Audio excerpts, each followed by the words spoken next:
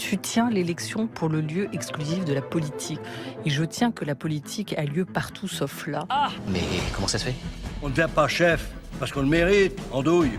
Méfiez-vous des cons, il y en a qui vont beaucoup plus loin qu'on ne pense. On se lève et on se casse. Bienvenue dans ce nouveau podcast de GMT, les bonnes volontés qui souhaitent interroger l'engagement sous toutes ses formes. Je suis Juliette, votre coprésentatrice. Et je suis Louise, votre autre coprésentatrice.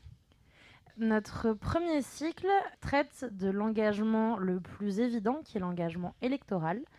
Et pour cela, nous recevons Nicolas. Bonsoir Nicolas. Bonsoir Juliette, bonsoir Louise. Avec qui nous allons parler de ce que signifie s'engager dans un parti politique. Je te propose donc de te poser notre première question. Est-ce que toi, tu te définis comme quelqu'un d'engagé ? On commence simple, hein, t'as vu, on est sympa. Oui, c'est simple et très large à la fois, c'est parfait. On est philosophe un peu. Oui, c'est ça. Engagé, jusqu'à il y a quelques années, non. Je me considérais comme apolitique, alors que tout est politique. Et depuis 3 ans à peu près, je me suis engagé dans un parti politique et j'ai pu voir un petit peu les dessous de la politique à travers ça. Donc maintenant, oui, beaucoup plus. Et du coup, est-ce que tu peux nous en dire un petit peu plus sur ce parti politique ? Alors, je suis encarté au Parti Pirate. Au Parti Pirate, d'accord. Alors, je pense qu'il y a plein de gens qui vont découvrir ce qu'est le Parti Pirate avec toi. Donc, est-ce que tu peux nous expliquer un petit peu ce que c'est et comment et quel est ton engagement, toi personnellement, au sein de ce parti ? Donc, le Parti Pirate, c'était un parti politique qui a été fondé il y a une vingtaine d'années en Suède, qui souhaite faire de la politique autrement. Là, j'ai l'impression que tous les partis politiques disent ça. Oui, c'est ce que j'allais te dire. Et pour le coup, on replace un petit peu le mot démocratie à sa racine, puisque chaque adhérent possède une voix et décide des orientations du parti politique. Donc chacun a une réelle influence sur le programme et ce qui va se décider, se voter pour la suite. De plus, on a un code qu'on appelle du coup le code des pirates, qui tombe sur le bon sens de l'engagement politique, tel que vous avez une voix, vous respectez les autres, quels qu'ils soient. Donc tous les êtres humains, que respecter la nature, respecter... c'est très très large. Et du coup, tu disais que c'était un parti qui avait été créé en Suède. Et que je sache, toi, t'es pas suédois. Donc, comment ça se décline ? Oui, mais je suis citoyen du monde. Non, on a fait un parti pirate français qui a été fondé dans les années 2010, qui est toujours en activité. Est-ce qu'il y a des partis pirates ailleurs qu'en Europe ? Ah oui, c'est un parti qui est très, très européen, qui marche beaucoup en République tchèque, par exemple, ou en Allemagne. République tchèque, où c'est le troisième parti du pays à l'heure actuelle, d'après les dernières élections. En Allemagne également, qui n'est pas le parti le plus reconnu, mais qui en tout cas a une présence. Nous avons des députés européens. Et en France, on tarde un petit peu à se faire connaître. Et, pour en revenir à la République tchèque, ils ont une ligne directrice qui est très anticorruption. Ok. Et ça marche pas mal apparemment. Très bien. Du coup, c'est un parti qui existe dans différents pays européens. Et mondiaux d'ailleurs. Et en dehors Oui, il y de en l'Europe a en aussi. dehors de l'Europe, même si c'est plus difficile de les contacter. Mais oui, il y en a un petit peu. Il y en a en Australie, il y en a au Canada, il y en a aux États-Unis, il me semble aussi. Ok, nickel. Et du coup, tu disais que c'était les membres, en fait, les membres du parti, ces adhérents, enfin ceux qui sont encartés, qui décident de la ligne politique. Donc, il n'y a pas un programme européen ou mondial, une ligne directrice qui ferait qui vous unirait autour de ce parti-là. Ça peut évoluer beaucoup d'un pays à l'autre. Alors, c'est un parti qui est quand même très pro-européen malgré tout. Aux dernières élections européennes, justement en 2019, nous avions un programme commun dans tous les pays où des gens se présentaient pour être députés européens. Ok, ça marche. Très bien. Et Et en ce qui concerne plus sa notoriété en France, puisque c'est de là que nous enregistrons, quelle est un peu son ampleur, son ancrage territorial? Qu'est-ce qui le différencie des autres partis qu'on peut trouver en France? Alors, question ancrage territorial, c'est très compliqué puisqu'on se réunit essentiellement sur Internet. Donc, on se connaît essentiellement par la voix plus que par des rencontres physiques, ce qui est excellent en période de pandémie, où nous sommes un parti qui avons pu continuer à faire nos activités facilement. Tout était calculé. Tout était calculé. Et oui, c'est nous le Covid. Non, pas du tout. C'est un scoop. Absolument pas.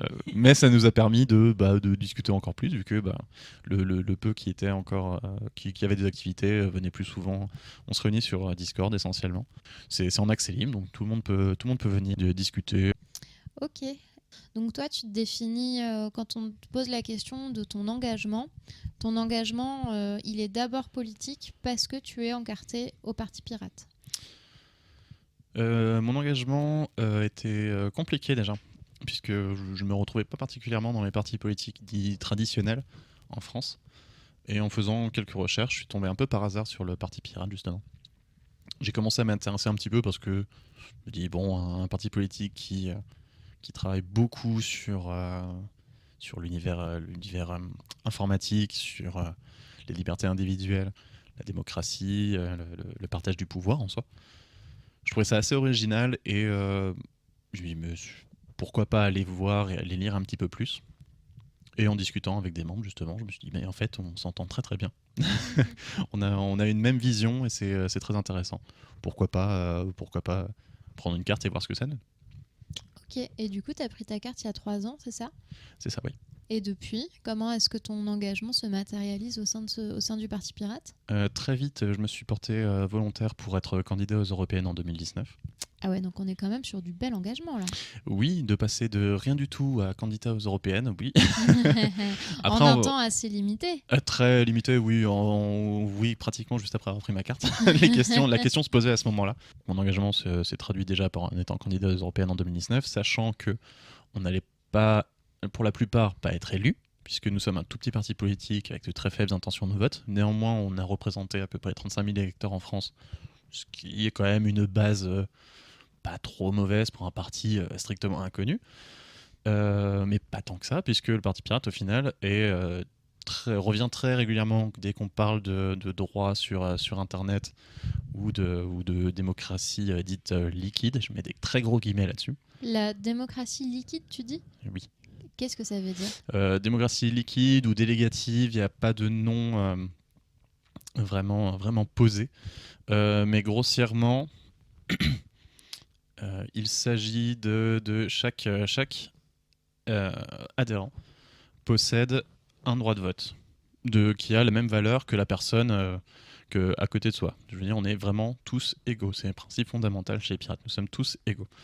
Donc... La démocratie délégative, c'est que si jamais on ne se trouve pas assez connaisseur d'un sujet pour lequel on doit voter, puisqu'on vote tous les mois pour des idées, des changements. Si on ne se retrouve pas, on ne se sent pas assez expert ou on pense voter à côté sur un sujet, on peut déléguer son pouvoir de vote à quelqu'un d'autre. Ok. Soit tout parti. On compte ça sur 100 points de pouvoir de vote. On peut en déléguer une partie en se disant, bon, je suis pas sûr, et on peut également modérer son vote. On peut pas dire juste oui, proposition, non proposition. Généralement, on fait quelque chose de plus jugement majoritaire. D'accord.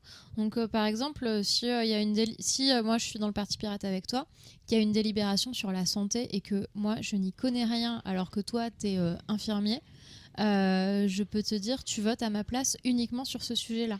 Exactement. C'est pas, ça fonctionne pas au mois, à l'année ou quoi, ça peut être par type de vote. D'accord, ok.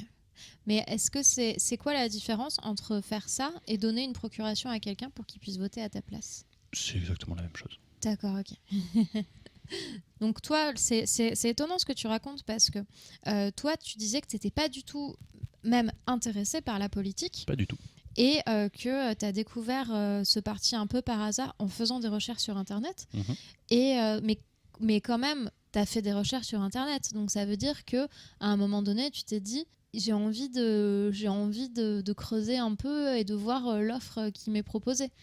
Oui, mais aussi c'est parce que j'ai fait des rencontres à ce moment-là qui m'ont permis d'ouvrir un petit peu mon champ de vision de la politique, puisque je me considérais comme un politique, mais dans le sens vraiment neutre. Pas dans le sens où je renie absolument tout, mais dans le sens vraiment neutre. Et je pense qu'il y a des bonnes idées un peu partout, il faut juste réussir à les trouver. Il y a aussi de très mauvaises idées partout et il faut réussir à les exclure. Et j'ai rencontré des personnes qui m'ont permis d'ouvrir un petit peu mon champ de vision. Par ce biais, j'ai compris un peu plus comment tout fonctionnait. Et bon, après, c'est de la recherche personnelle, donc c'est plus intéressant que juste qu'on me dise « Tiens, vote là ». Je fais « Attends, je vais regarder l'offre ». D'accord, ok. Depuis tout à l'heure, tu nous dis que avant, tu te considérais pas du tout comme engagé. Et puis d'un coup, tu as rejoint un parti, tu as fait des recherches, tu t'es renseigné, tu as rejoint un parti et que quelques mois plus tard, tu t'es retrouvé à être candidat dans une élection nationale. Pour toi, du coup, l'engagement politique, c'est forcément lié à ce processus électoral et à cette vie des partis, ou alors est-ce que tu peux trouver un engagement politique en dehors de cette sphère-là ? En dehors d'un parti politique, très certainement, il suffit de faire une veille politique, très certainement, pour voir les idées. Moi, c'était mon processus. C'est ce processus-là, en tout cas, qui m'a permis de m'ouvrir les yeux un petit peu sur beaucoup de points et qui m'a permis d'avancer, en tout cas. J'avais une question du coup ensuite qui était, donc toi, ton engagement a commencé par la politique au sens premier du terme. Est-ce que depuis, il s'est étendu dans d'autres sphères ou pas ? Oui, je suis de plus en plus engagé justement dans tout ce qui est mobilité douce, qui est aussi un sujet chez les pirates, mais ça c'est un engagement, c'est personnel. J'ai rejoint une association justement qui milite pour les mobilités douces qui s'appelle Deux Pieds de Roue à Toulouse. Alors mobilité douce, est-ce que tu peux juste expliciter pareil ? C'est pas la voiture. Du coup, pas c'est l'avion non les plus. camions. Et c'est pas les camions non plus. On enlève pas mal de trucs qui ont un moteur et surtout de l'essence à l'intérieur. On parle pas mal de transports en commun, on parle de vélo, de trottinettes, de tout et n'importe quoi. Mais en tout cas, c'est rendre un petit peu l'usage, la circulation en ville plus simple. Les piétons font partie de la mobilité douce, bien sûr. Les poussettes aussi. Non, mais c'est justement, c'est protéger également les plus faibles qui sont en train simplement de circuler, d'aller à un point A à un point B, de se promener. Et la voiture n'est absolument pas la solution en ville. Donc c'est à la fois une démarche écologique parce qu'on est sur des modes de transport qui sont décarbonés et en même temps une réflexion inclusive sur le partage de la route en fait. Exactement, moi je suis essentiellement cycliste. J'ai commencé à faire du vélo taf il y a 3 ans maintenant à peu près aussi. Le hasard a voulu que les deux se rejoignent. Essentiellement parce que l'itinéraire de bus était vraiment trop mauvais pour là où j'allais. Il me fallait à peu près 1 heure pour me rendre sur mon lieu de travail. Et pour moi, ça m'ennuie assez vite d'attendre simplement dans un bus. Je conçois pas les déplacements comme ça. Et j'ai décidé d'investir dans mon premier vélo à ce moment-là, ce qui me ramenait mon temps de déplacement à 25 minutes. Et en plus, je faisais du sport. Et en plus, je me réappropriais la ville. Et en plus, je découvrais des paysages sympathiques. C'était tout bénef. Et mon portefeuille était vraiment d'accord aussi avec ça. Et du coup, là, c'est intéressant ce que tu dis parce que là, t'es passé. Donc, on parlait tout à l'heure de ton engagement politique au sein d'un parti. Ensuite, tu nous parles de ta volonté de défendre et de promouvoir les mobilités douces, qui est, même si c'est dans le quotidien et à travers une association, qui est aussi un engagement politique. Mais du coup, il me semble que tu as 33 ans. Et donc, avant tes 30 ans, tu te considérais pas du tout comme engagé, tu n'avais aucun cheval de bataille Disons qu'avant mes 30 ans, j'avais pas vraiment le temps de réfléchir à ça. J'étais dans les études, j'ai repris mes études aussi un peu plus tard. Je travaillais en même temps que mes études pour pouvoir les financer. J'avais pas le temps de réfléchir à la politique, c'était une sphère qui était autre et ça m'intéressait pas et je n'avais pas envie de m'y intéresser parce que j'avais autre chose à faire de mon temps libre, comme par exemple me reposer. Parce que très clairement, les journées 6h, 20h, au bout d'un moment, j'ai besoin de dormir aussi.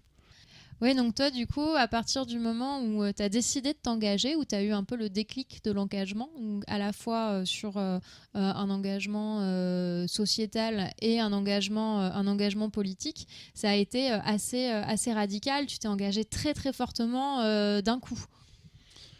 Alors, c'est vrai que d'un point de vue extérieur, je suis engagé très fortement, puisque les européennes, c'est quand même une entité, hein, faut pas déconner. Néanmoins, lorsque j'y étais, on est une bande de personnes qui s'entendent très très bien, qui ont des idées en commun et qui souhaitons essayer de faire élire les premières, puisque le système législatif, le mot sort maintenant. Le système électoral. Le système électoral fait en sorte que c'est les 4 premiers qui sont forcément élus si on dépasse les 5%. Donc on visait surtout de faire élire les 4 premiers qui sont les meilleurs porte-parole du parti que nous. Après, derrière, on était là pour remplir surtout la liste. Mais c'est fou en fait, parce que vu de l'extérieur, le fait de se présenter à une élection, ça me paraît être un peu le boss final de l'engagement politique. Et toi, tu considères ça comme quelque chose de presque, de pas si engagé que ça? L'intérêt de s'y présenter à ce moment-là, c'était pas tant de gagner que d'avoir une représentativité au niveau des élections. On savait qu'on n'allait pas faire un très gros score. Je crois qu'on visait quelque chose genre 0,4%, ce qui est, quand on regarde juste des statistiques, très peu, mais ce qui est, quand on compte déjà en nombre de voix et même au niveau d'un tout petit parti, ce qui est beaucoup en fait pour nous, c'était une petite victoire. Donc on sait qu'on a des gens sur qui on peut compter et peut-être qu'on peut réussir à faire quelque chose un jour. L'intérêt, c'est de se représenter et de montrer « Hey, coucou, on est là, nous aussi on a des idées et on a envie que vous les lisiez. » D'accord. Donc du coup, ton engagement, c'est celui d'un porte-drapeau des idées du Parti Pirate, et c'est pas forcément, tu te présentes pas pour gagner un jour. En tant que Nicolas. Moi, en tant que Nicolas, non, je me verrais pas forcément député ou quoi que ce soit. Néanmoins, je suis là pour faire en sorte de montrer qu'on est là. Moi, j'avais une petite question. On parlait du fait que ton engagement a été de 0 à 100 en 2 mois et demi. C'est un peu ça, au final. Hein.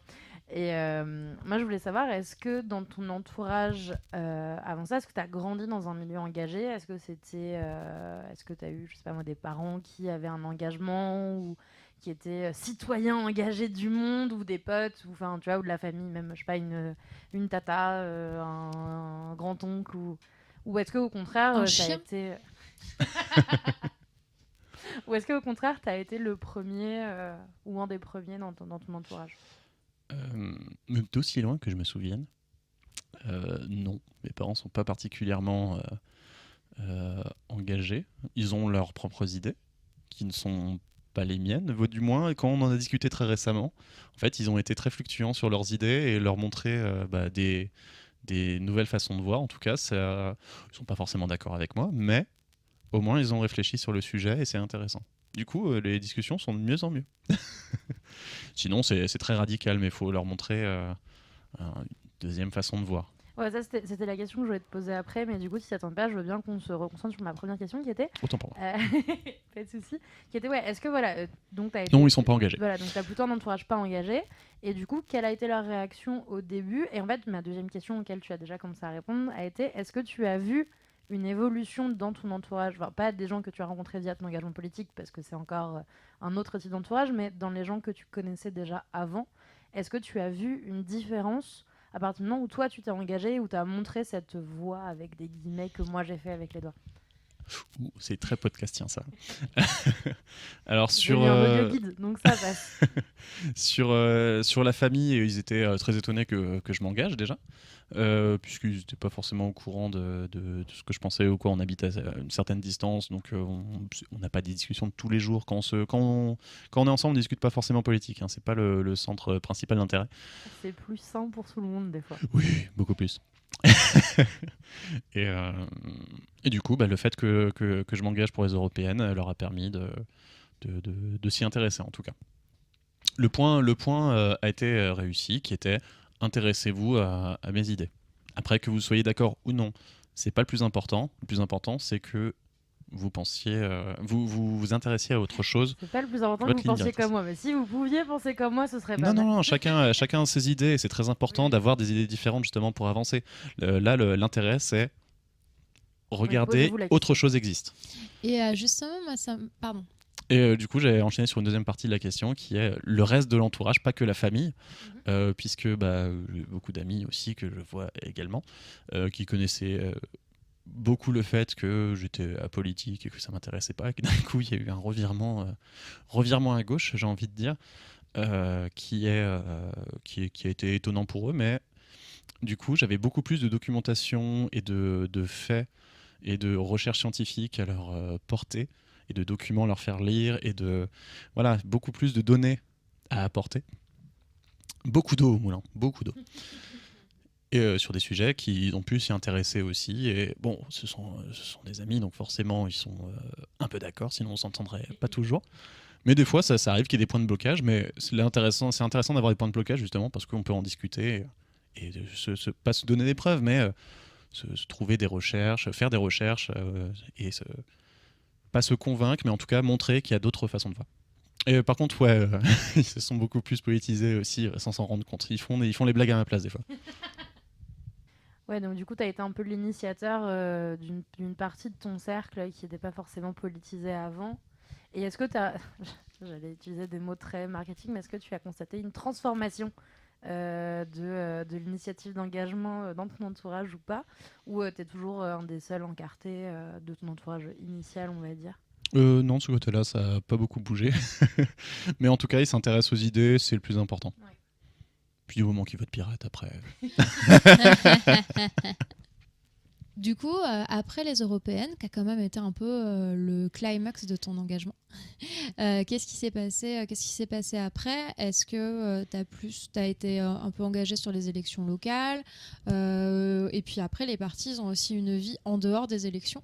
Donc, est-ce que tu peux nous en dire un petit peu plus par rapport à ça? Ah oui, le parcours a été jonché d'événements sur ces 3 dernières années. Après les européennes, il a fallu se concentrer tout doucement sur les municipales qui étaient l'année suivante, qui sont un grand moment de vie citoyenne en France et essentiellement à Toulouse.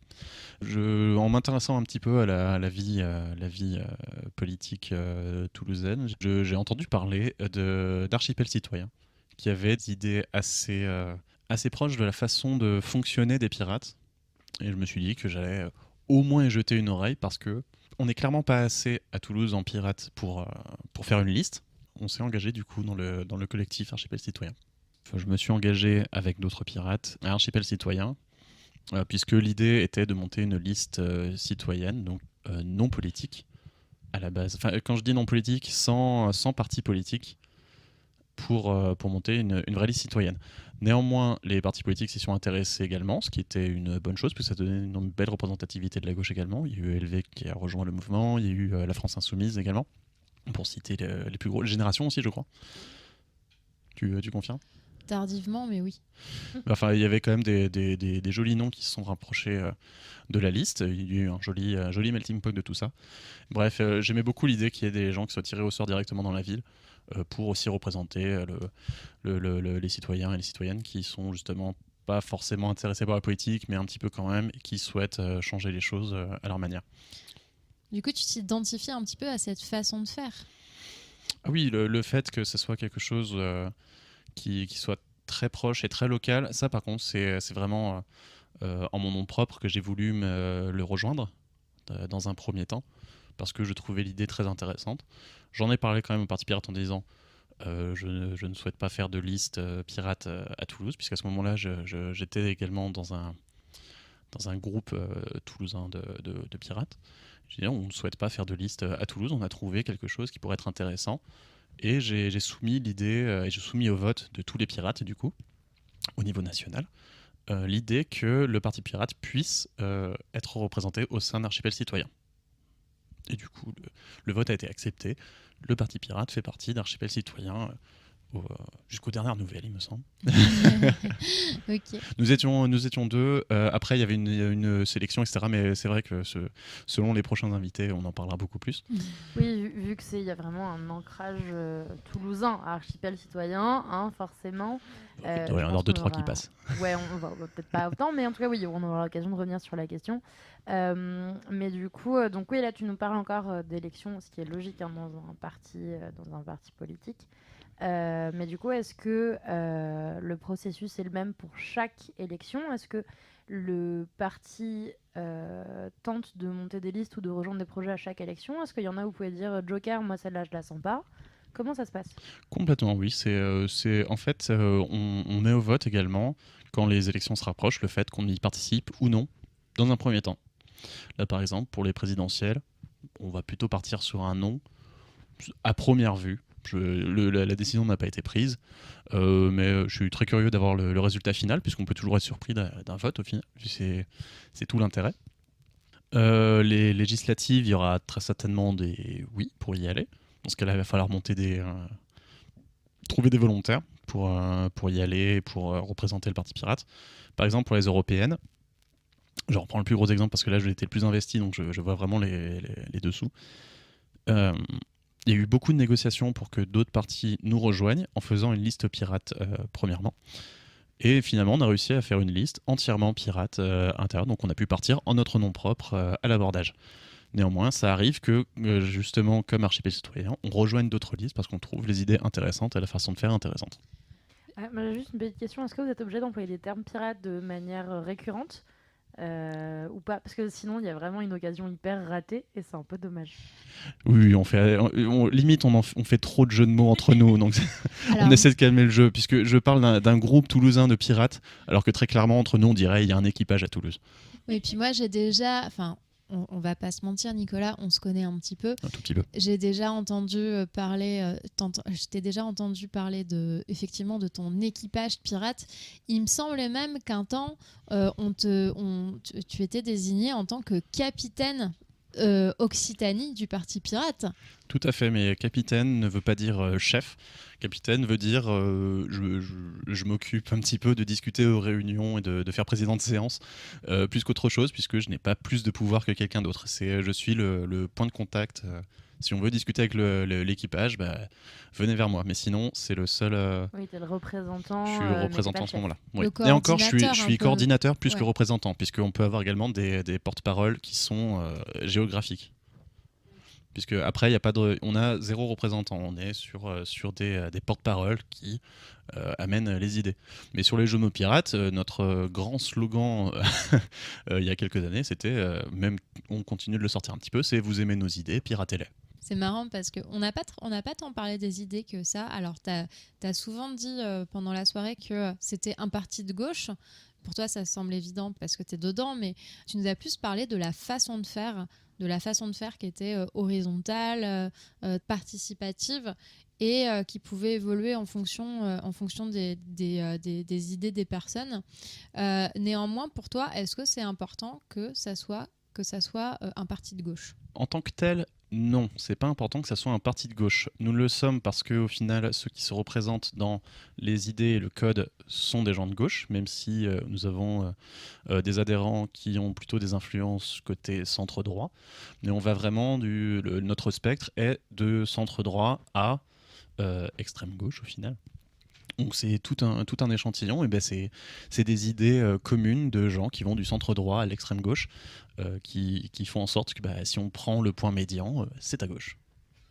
C'est pas le plus important que ce soit à gauche, l'important c'est la façon de faire et les idées qui en émergent. Ouais, si je m'y reconnaissais pas, je ne serais pas à l'intérieur. Bien sûr, mais le fait qu'il n'y ait pas de cadre comme peut y avoir dans tous les partis, qu'il n'y ait pas de cadre, de hiérarchie, c'est vraiment ça qui t'a séduit. Oui, justement, n'importe qui peut proposer, n'importe quel adhérent surtout, ou adhérente, peut proposer ses idées au vote chaque mois, bien sûr en documentant un minimum sa proposition. Si c'est juste pour dire je veux plus de frites à la cantine, il n'y a aucun intérêt. Faut donner des données derrière. C'est très factuel et très, très reposé sur les recherches scientifiques. Les pirates sont donc contre plus de frites à la cantine virtuelle, c'est bon à savoir. Virtuel, oui, contre. Pas de frites en NFT. Donc du coup, les européennes, les municipales et sur la vie du parti en dehors des élections. Est-ce que tu peux nous en dire un petit peu plus? Comment ça se passe et quel est ton rôle dedans? Après, je crois que même pendant les municipales, je me suis engagé à l'intérieur de l'administration, entre guillemets, du Parti Pirate. J'ai posé ma candidature au conseil de vie interne, qui est un petit peu le nom donné aux modérateurs locaux. On gérait à ce moment-là les relations entre les pirates, le respect dans les débats, puisque nous avons un forum, nous avons un Discord. Il faut bosser un petit peu pour que les gens se parlent correctement et respectueusement, ce qui n'est pas toujours facile parce que très souvent les débats peuvent être enflammés sur certains sujets. Notre rôle, c'est de recadrer un petit peu tout ça, donc on est modérateur, mais aussi on est là pour animer un petit peu la vie à l'intérieur. On proposait également, on fait un peu de CM, un peu de communication, très vite fait, très vite fait, mais communication interne essentiellement. On propose des formations maintenant pour les nouveaux arrivants.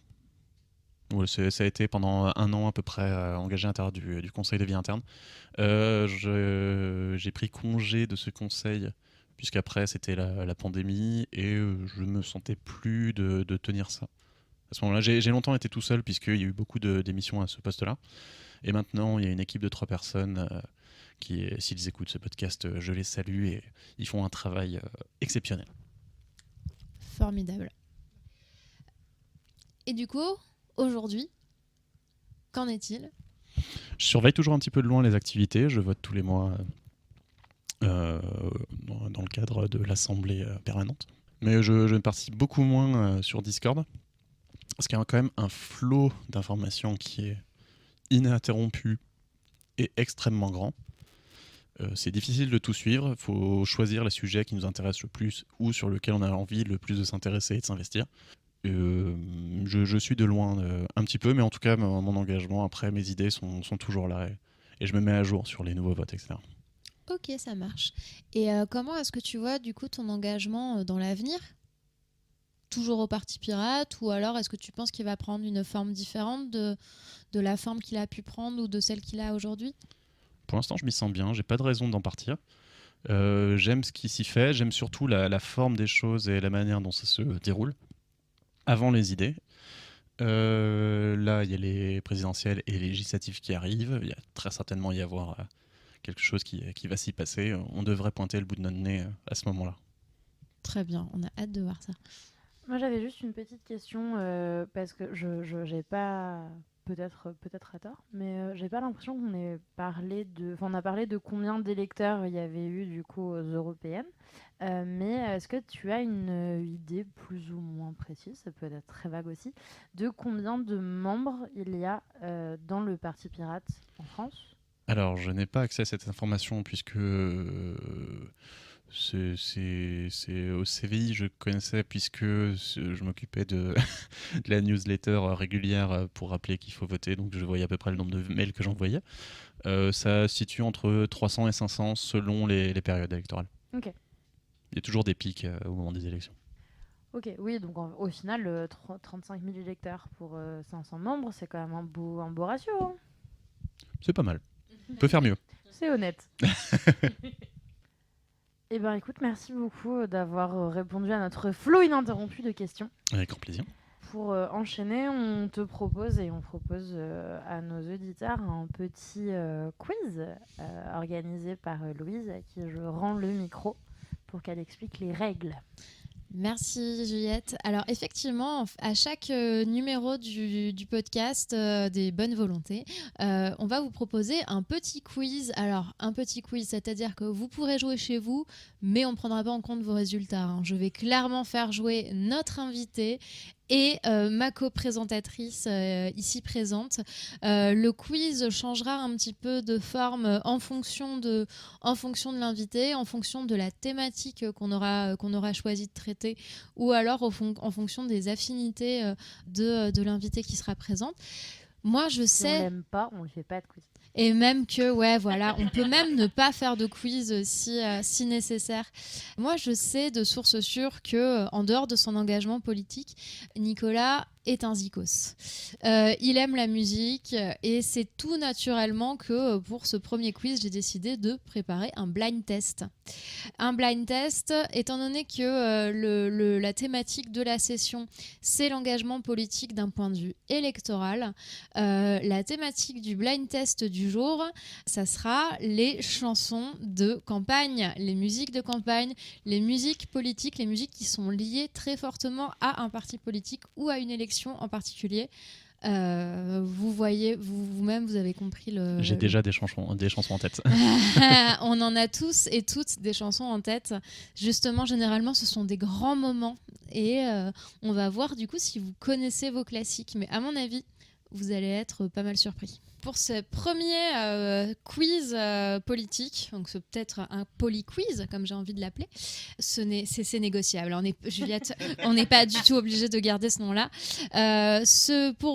Étant donné que c'est un blind test, je vais vous poser une question qui sera la plupart du temps en lien avec une musique, ou alors vous posez une question et vous donnez des propositions de réponse. Une fois que vous aurez trouvé la réponse, je vous diffuserai la musique pour valider votre réponse. Est-ce que du coup vous avez compris? Je réexplique à chaque fois en début. Les questions peuvent être un petit peu différentes, donc je repréciserai le type de question à chaque début de question. C'est ok? Chef, oui, chef. D'accord. Ok. Donc pour la question numéro 1, je vais vous diffuser une musique. Et vous allez devoir me dire pour quel candidat aux législatives puis à la présidentielle la chanteuse malgache Isabella Imperatori a interprété, sur fond de zouk, la chanson suivante.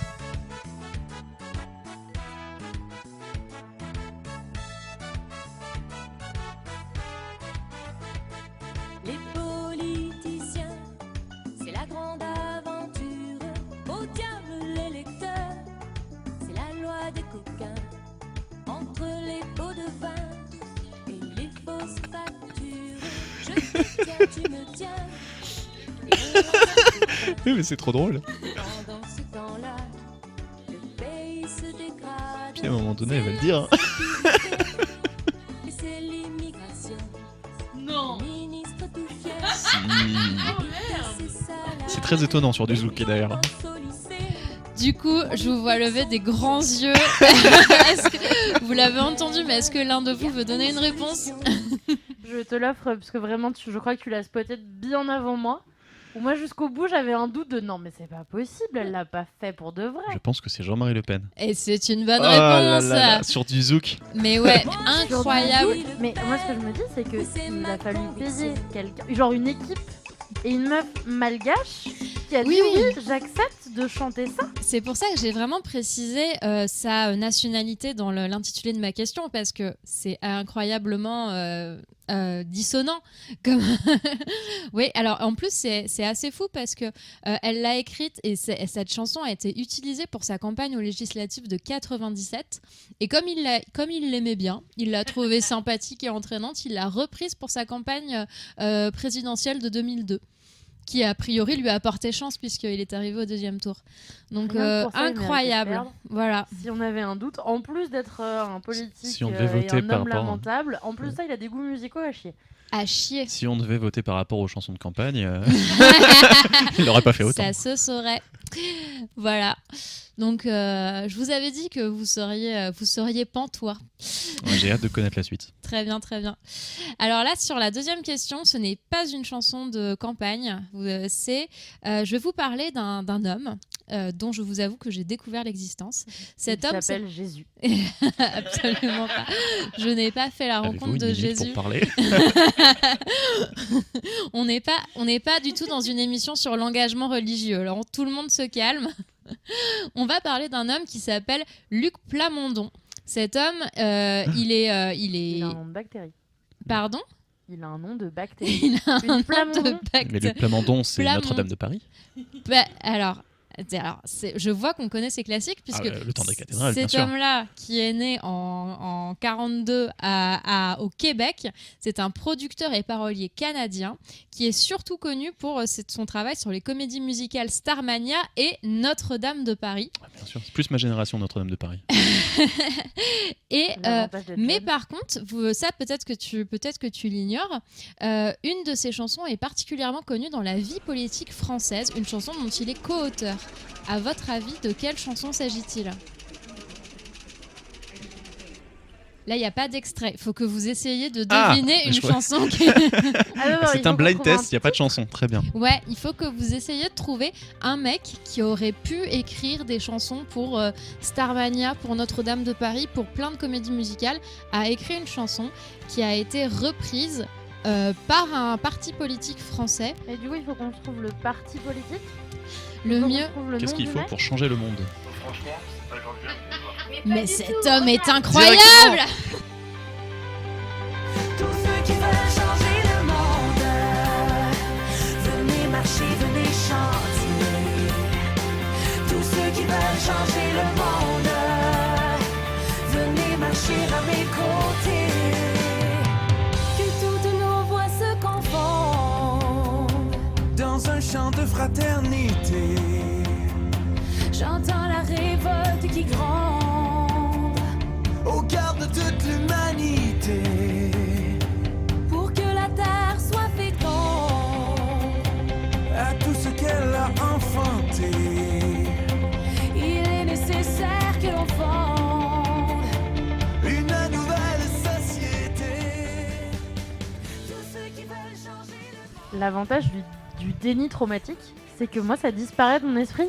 Et du coup, je les redécouvre vraiment. Mais c'est impossible d'oublier un truc pareil. Non, ça c'est un mème. Ouais, donc je précise, il s'agit de la chanson Tous ceux qui veulent changer le monde. C'était pas les Républicains ? C'était, alors, c'est presque À ça. l'époque. Ça a été utilisé en 2009 par le parti politique l'UMP, L'UMP, qui oui. ensuite est devenu les Républicains, pour un lip-dub d'anthologie, L'époque du lip dub. absolument. Et c'est une chanson qui a été utilisée sans l'autorisation de son auteur. Ah bah bravo. Voilà, voilà. Donc les droits d'auteur, tout ça, parti pirate, toi-même tu sais. Attends, t'es en train de dire que l'UMP n'est pas un parti très honnête? Alors Ah. moi je dis pas ça, hein, c'est vous qui interprétez. On m'avait pas dit Les que faits c'était ne un. mentent pas. On n'avait pas dit que c'était un podcast de gauche ici. Alors, question numéro 3. Pour la campagne des présidentielles de 2017, des militants qui soutenaient François Fillon ont composé une chanson non parodique, je tiens à le préciser, dans un style musical auquel on associe assez peu les pulls sur les épaules et les serre-têtes. À votre avis, quel était ce genre de musique ? Et les condamnations aussi. Et les condamnations. Prends l'argent. Je vous donne 4 propositions. Vous devez me dire, à votre avis, de quel style de musique il s'agit. Est-ce que c'était une chanson sur un air de métal ? Est-ce que c'était du rap ? Est-ce que c'était du reggae ? Ou est-ce que c'était de la country ? La country, ça a l'air d'être un truc de droite. Ouais, la country. Ouais, parce que j'allais dire reggae, c'est assez proche du zouk. Peut-être qu'ils ont voulu se différencier. Après, ils sont capables de faire du rap. Hein. Ils en sont Là, capables. j'hésite entre les deux, country Ouais. et rap. Bon, je pars sur country. Allez, je pars sur rap pour pas rester de contradiction. Ok, ça marche. La réponse en musique. C'était de la dubstep. Tous à fond. Ah, François Fillon. L'avenir. À fond. À fond. Avec Fillon. Oh, c'est dur. C'est un grand moment. Alors, attends, non mais surtout, cette chanson dure... J'aurais pas mis Babylone et François Fillon dans la même phrase. Cette chanson dure 3 minutes 30 et c'est incroyable. Je vous invite à l'écouter en entier. Cette chanson s'appelle À fond avec Fillon. C'est une chanson qui reprend ses discours de campagne. Vous samplez ces discours de campagne? Le Non, ils very l'ont best pas of pour samplé. Noël.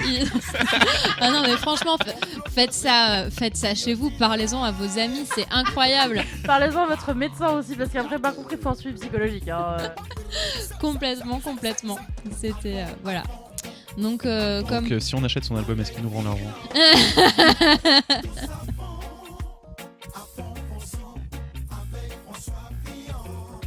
On passe à la question suivante. Tout à Oui. fait, Thierry. Ok, très bien. Donc, question numéro 4. Je ne sais pas si vous le savez, mais le regretté Jacques Chirac, enfin moi je dis regretté, mais c'est histoire de dire, moi je le regrette pas tant que ça. Jacques Chirac, en tout cas, s'est particulièrement illustré à travers ses campagnes par les chansons incitant à voter pour lui. Il y en a qui sont très très très connues, dont une en particulier, celle de sa campagne pour la présidentielle de 1981. Je vais vous donner la première phrase du premier couplet de cette chanson et vous allez devoir le compléter. La première phrase du premier couplet de cette chanson, c'est « On a dans notre pays ». La suite de cette phrase, est-ce que c'est « le pouvoir de changer de vie » ? Est-ce que c'est « le plus beau de tous les partis » ? Est-ce que c'est Est-ce que c'est bien trop de gens au RMI? Ou est-ce que c'est quelqu'un qui falsifie les comptes des HLM de Paris? J'adorerais que ce soit la 4. Vraiment, j'adorerais. Mais bon. Voilà. Non, je dirais... La 2. Je pense que c'est la 2. Ouais, la 2, je suis Parce d'accord avec que ça. mégalo. Le plus beau de tous les partis. Ouais. Franchement, pour attends, le RPR à l'époque, parce que avant les Républicains, avant l'UMP, c'était le RPR. Donc, le meilleur R, c'est le RPR. Voilà. Le plus beau de tous les partis, vous dites tous les deux? Ouais. Et non, c'était le pouvoir de changer de vie. Et la preuve en musique. On dirait une pub Contrex.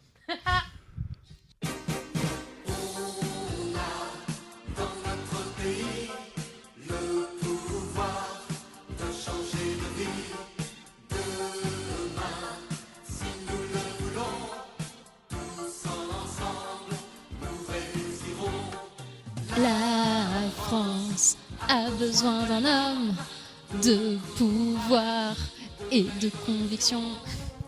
Connaissant un petit peu Louise, je sais qu'elle le chante de tête. Elle votait déjà Chirac en 81. En 80, j'étais pas née du tout. Même en 88, j'étais pas née. Bref, on passe maintenant à la question numéro 5, où je vais maintenant vous faire écouter une chanson qui fut un hymne du Parti Socialiste. Ça a été décidé lors d'une de ses universités d'été. C'est une chanson qui a été écrite exprès pour le parti. Je vais vous la faire écouter et vous allez me dire de quelle année date cette chanson à 5 ans près. Parce que je suis quelqu'un de plutôt sympa. Les Enfoirés 2016. D'abord tu l'écoutes, ensuite tu réponds. Passez partout notre message. Il est temps de choisir l'histoire qu'on veut écrire. Chanter pour les sans-voix, donner tout ce qu'on a. Il est temps, il est là. Laissons la raison nous conduire. La justice en ligne de mire. Héritier d'une histoire progressiste et sociale. Enfant de la mémoire, parent d'un idéal. Il est temps, il est l'heure. Révolté, passionné, optimiste. En un mot, disons socialiste. De clamer au grand jour les valeurs humaines pour faire la gauche solidaire, unie et populaire. Il est temps. Alors, à votre avis, de quelle année date cette chanson? J'ai l'impression d'entendre un mélange entre Whoopi Goldberg et Eddie Mitchell. Ouais. Je partirais sur 71. Ok. Ah ouais, non, moi j'aurais dit vachement plus, genre R&B des années 90. Genre un petit 92, 93. Alors, toi tu dis 71, toi tu dis 93. Ouais. Et non, c'est 2019. Alors non, mais c'est 2010. Oh mon Dieu. Et ouais, c'est ça, hein. Franchement... C'est un parti de l'avenir. Exactement. On est d'accord que ça sonne très très années 80. Ah, ça peut être que l'UDI. Non, c'était bien le Parti Socialiste. Ouais. Ça... Désolé les gars, mais et ça aurait été plus récent. Hein. Et je vous rappelle quand même que 2 ans après, où ils se sont dit ça c'est notre nouvelle identité, ils ont gagné les élections. On a tous fait des choix dont on n'est pas fiers. On est un pays de vieux, j'ai l'impression. Ouais, mais moi, je tiens à répéter quand même qu'à chaque fois, ils ont payé des gens pour composer, pour écrire des paroles, pour enregistrer, pour mixer. Enfin bref, il y a du taf et vraiment, on paye des gens pour faire ça, quoi. Et personne dit non, mais c'est à chier. Alors, c'est très marrant ce que tu dis, Juliette, parce que justement, dans ma question suivante, c'est pas du tout le cas, parce que des fois, on a des clips officiels de campagne, et d'autres fois, on a des chansons qui sont réalisées par des fans un petit peu trop intenses, et vraiment, ce sont des compositions spontanées. Typiquement, le truc de Fillon tout à l'heure, c'était pas un truc de sa campagne officielle. C'est un mec qui a décidé de faire ça. Est-ce que tu comptes du coup les vents passent avec Chirac en prison? On peut pas vraiment dire que ça soit une chanson de campagne. Est-ce qu'ils sont vraiment fans? Voilà. Oui, fan de l'œuvre, fan de l'homme, fan de l'homme. C'est ça. Et des fois, il y a des militants qui composent eux-mêmes leurs chansons, et des fois, il y en a encore qui font des reprises, notamment lors de l'élection présidentielle de 2007. Pour quel candidat ou candidate des militants ont fait une reprise de Femme Like You de Camaro? Oh mon Dieu. Oui, là, il faut trouver. Ah, il faut trouver. 2007. Ouais. Parmi les candidats à la François présidence. Bayrou. Toi, tu dis quoi, Juliette? Ça serait très drôle. Je veux le maire de Pau. Non, je dirais Sarkozy. Tu dirais Sarkozy. Ouais. Eh ben, écoute, Juliette, j'ai le regret de te dire que Nicolas avait la bonne Oh réponse. oui. Mon vote Bayrou, ma voix Bayrou. Mon bulletin dans ton heure, mon vote Bayrou, ma voix Bayrou. Change avec moi, je veux François Bayrou, qui met l'homme au centre du C'est monde. prodigieux. François Bayrou, yeah, yeah. Mon vote Bayrou, ma voix Bayrou. Mon bulletin dans ton change avec moi, je veux. Ah oui, j'ai bien fait d'être apolitique à ce moment-là. Voilà. Et c'est marrant que tu l'aies dit dès le début, ça me fait trop rire. Quand tu parles, Pareil, je vous conseille de l'écouter en entier, c'est un très très grand moment. Mais à quel moment, encore une fois, mais à quel moment tu écoutes Fine Like You et tu te dis je sais à qui ça me fait penser? J'ai l'homme de la situation. Bayrou. Non mais c'est fou parce que moi j'aime beaucoup les reprises, et celle-là c'est une très bonne reprise. C'est-à-dire qu'il y a très peu de texte qui est changé, les pieds collent à chaque fois, les rimes sont quasiment les mêmes. C'est Oui, non, incroyable. mais C'est disons que la reprise est bien faite. Ouais. Est-ce qu'elle est bien?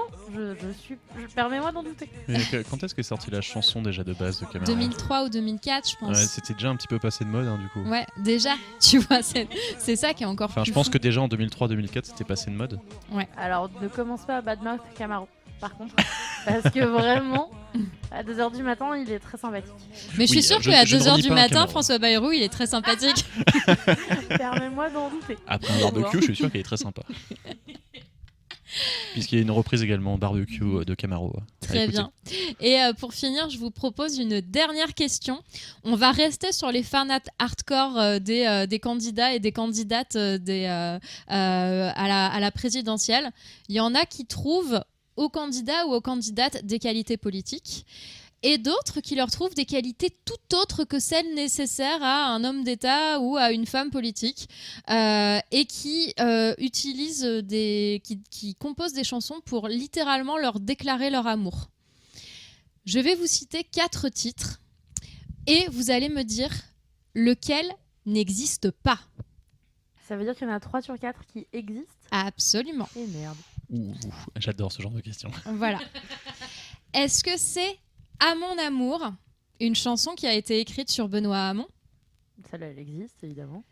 Est-ce que c'est Prends le pouvoir sur moi, Jean-Luc? Celle-là, elle existe carrément aussi. Une chanson qui a été écrite sur Jean-Luc Mélenchon. Est-ce que c'est Ensemble, Fillon le grand amour? Une chanson qui a été écrite sur François Fillon. Oh, c'est beau. Le jeu de mots est beau. On lui a écrit un reggae. Je pense qu'on lui a écrit une chanson d'amour. Puis à ça prend. Est-ce que c'est Des Poutous à Philippe? Une chanson qui a été écrite sur Philippe Poutou. Oh, j'adore la dernière, j'ai envie qu'elle existe. Moi, je pense J'aimerais que celle entendre de ça. Fillon n'existe pas parce que personne ne peut aimer avec autant d'amour Fillon, quoi. Et que les autres, je veux qu'elles existent, en fait. Donc, je dirais que la C n'existe pas. La première est trop simple, alors ça me semble que oui. La deuxième... tu peux me rappeler la deuxième? La deuxième, c'est Prends le pouvoir sur moi, Jean-Luc.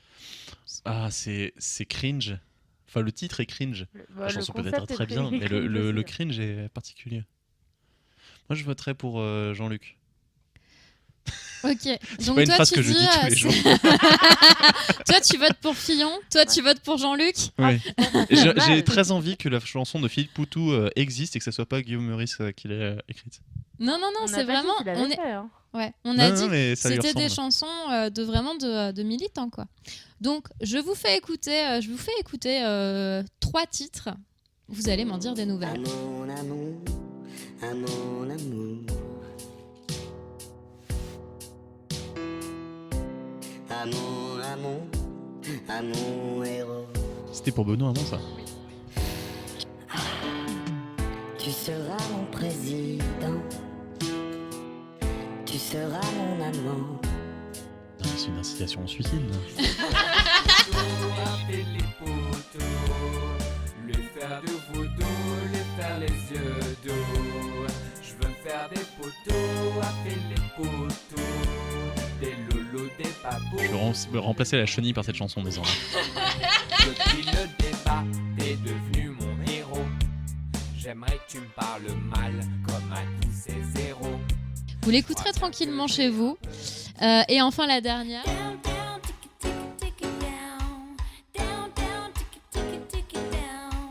Prends le pouvoir sur moi, oh Jean-Luc. Je veux que tu sois comme un passage piéton, un repère en béton, pas un truc en carton. Marche-moi dessus, Jean-Luc.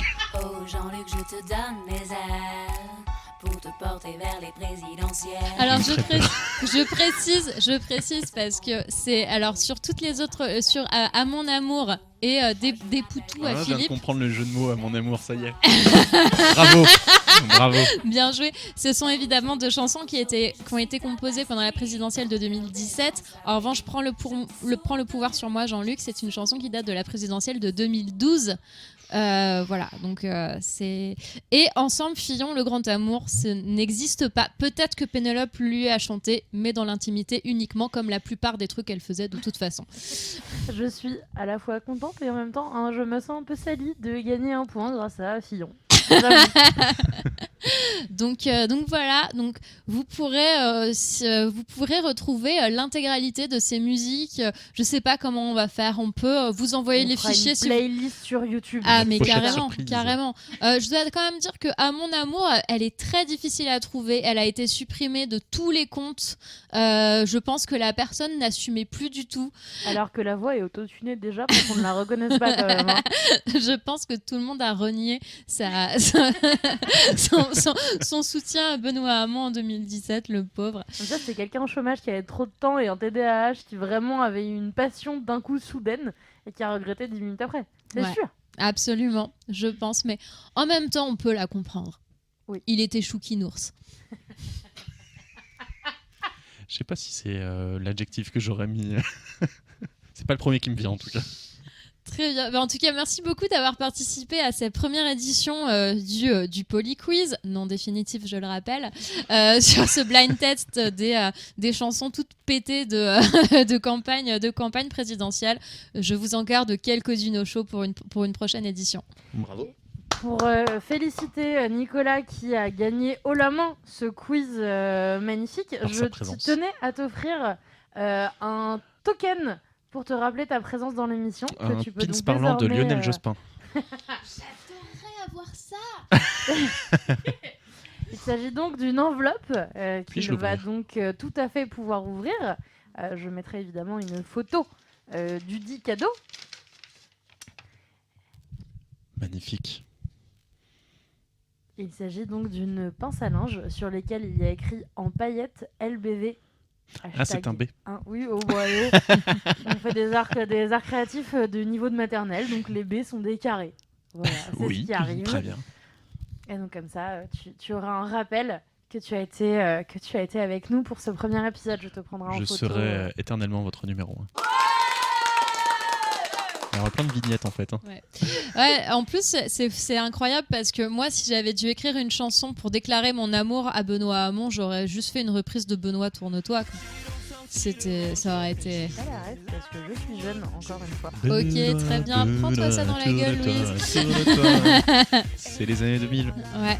Et encore, c'était déjà une reprise. Oui. Ouais. Oui. Très bien. Celle qu'on connaît en tout cas.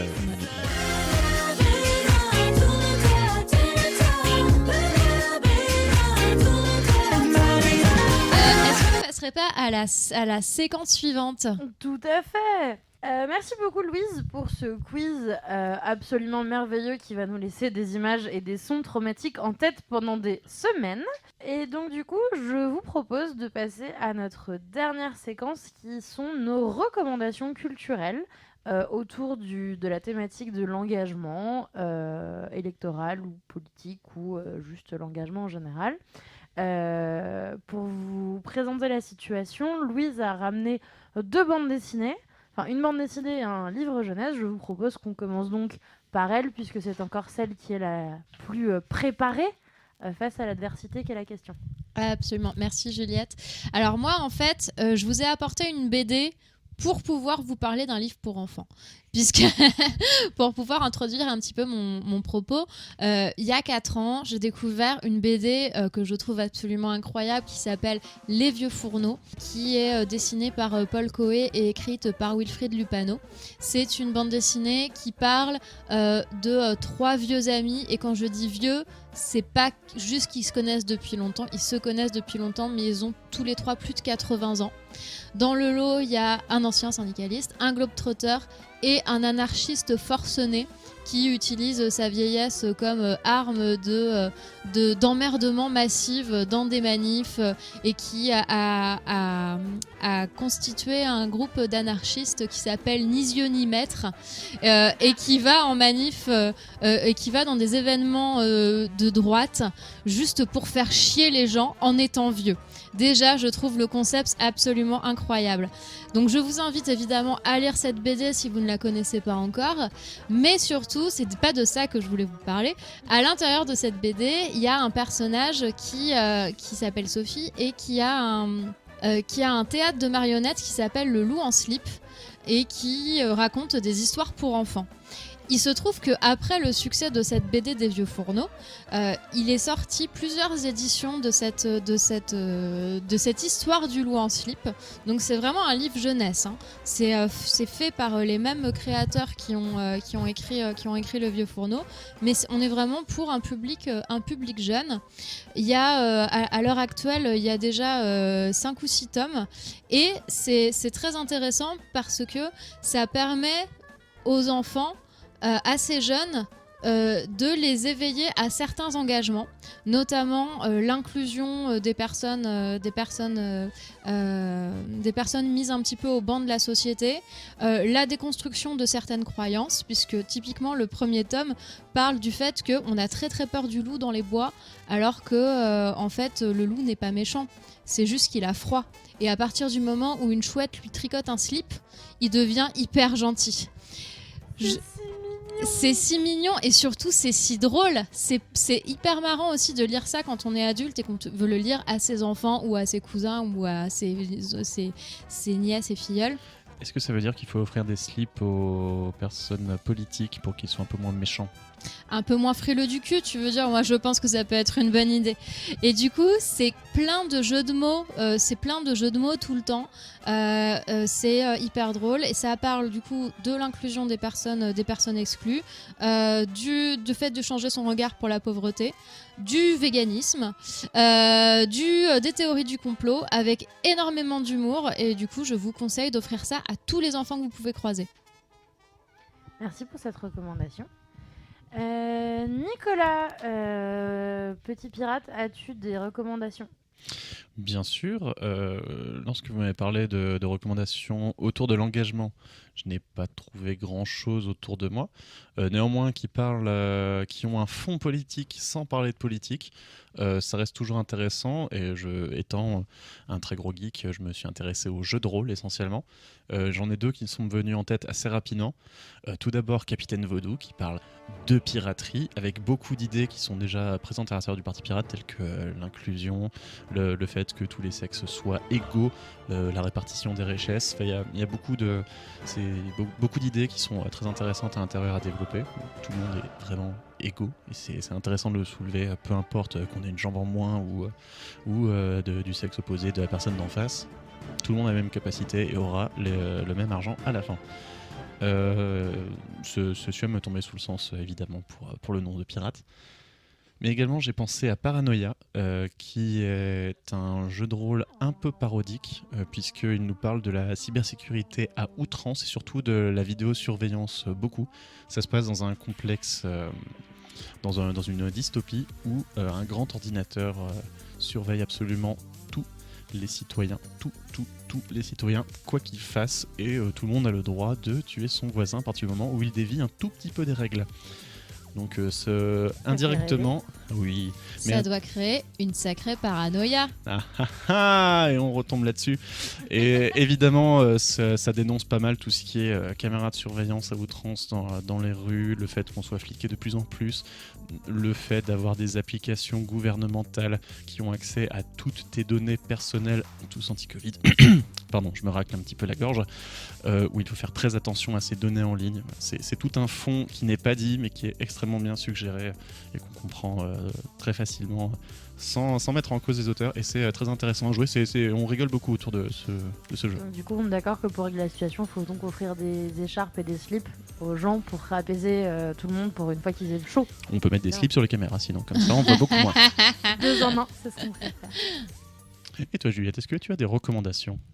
J'avoue que j'ai aussi pas mal mouliné c'est dur à dire, mouliné dans la farine quand on a parlé de recommandations et notamment quand on s'est dit que les recommandations seraient en lien avec la thématique de l'émission. Et au final, je suis revenue à mes basiques, et notamment mes basiques d'enfant, puisque moi, je ne suis pas trop une geek, et je l'ai peu été, mais un des jeux que j'ai poncé et que je ponce encore, ce sont les Sims, dans lequel on joue des personnes. En fait, on vit la vie d'autres gens sur l'ordinateur, mais c'est exactement la même vie que toi chez toi, à part que tu peux rentrer un code et avoir plein de thunes, et ça, dans la vraie vie, ça marche pas, ça a cité François Fillon, encore une fois. Mais donc du coup, j'y ai pensé parce qu'en fait, dans les Sims, il y a une carrière politique et où tu dois développer ton charisme, apprendre à mentir aux gens, voilà. Et donc du coup, ça m'a fait bien rire et c'est aussi une des premières fois où je me suis rendu compte qu'en fait, la politique pouvait être un métier et qu'en fait, et c'est très triste, mais ça m'a aussi, très vite, ça a posé l'idée qu'on n'avait pas besoin de conviction pour faire de la politique, juste de beaucoup de charisme. Oui, voilà, c'est ce que j'allais dire. Est-ce que c'est pas une spec qui est posée essentiellement sur le charisme et non sur l'intelligence ? Et le nombre d'amis. Voilà. Bien sûr. Le nombre d'amis et le charisme sont les 2 éléments principaux. Alors le nombre, même pas forcément d'amis, mais le nombre de relations avec les autres Sims de la ville et le charisme. Voilà, et donc enfant, ça me choquait pas plus que ça. Et a posteriori, je trouve ça extrêmement cynique. Mais c'est aussi intéressant comme point de vue et je trouve ça bien de l'avoir inclus dès le départ. Et pour celles et ceux qui n'ont jamais joué aux Sims, régulièrement il y a des espèces de petites de situations un peu où on doit choisir en mode au travail il se passe ça, votre Sim s'est confronté à ça, est-ce que vous faites telle action ou telle action, et à chaque fois ça vous fait avancer ou reculer dans votre carrière. Et quand on est en carrière politique, c'est un peu en mode est-ce que vous protégez telle personne qui vous rendez compte à voler de l'argent, ou est-ce que vous la dénoncez ah pas de bol, il vient d'être élu, vous perdez votre emploi. Voilà, donc très cynique, mais... C'est clairement un jeu sur François Fillon. C'est ça, vous êtes une petite main de la campagne de François Fillon, en fait. Ce François Fillon a vraiment été le fil rouge de cette émission. Le Fillon rouge. Oh excellent. Voilà, mais donc du coup, alors je dis pas que les Sims se méritent d'être joués uniquement pour ça, mais en tout cas, je trouve que c'est marrant de l'avoir inclus dans un jeu plutôt à destination de 7 à 77 ans, quoi.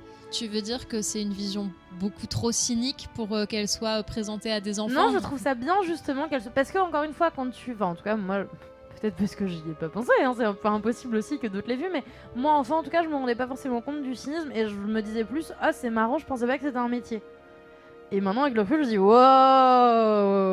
voilà. Tellement. Mais donc, du coup, si vous n'avez rien à faire, jouez aux Sims, aux jeux de rôle et jouer des. lisez des BD pour enfants. Jouer en slip. Jouer en slip. Et adopter des chouettes qui tricotent. Voilà. Et ben, je pense que c'est bon pour nous.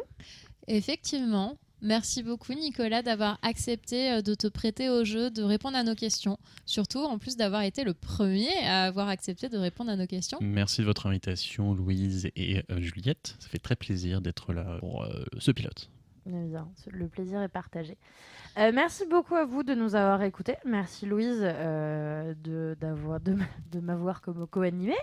Merci Marine de nous avoir coécrit. Merci GMT de permettre à des projets comme le nôtre d'exister.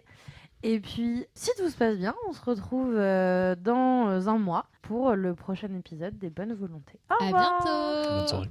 Tu tiens l'élection pour le lieu exclusif de la politique. Et je tiens que la politique a lieu partout sauf là. Mais comment ça se fait? On ne devient pas chef parce qu'on le mérite, andouille. Méfiez-vous des cons, il y en a qui vont beaucoup plus loin qu'on ne pense.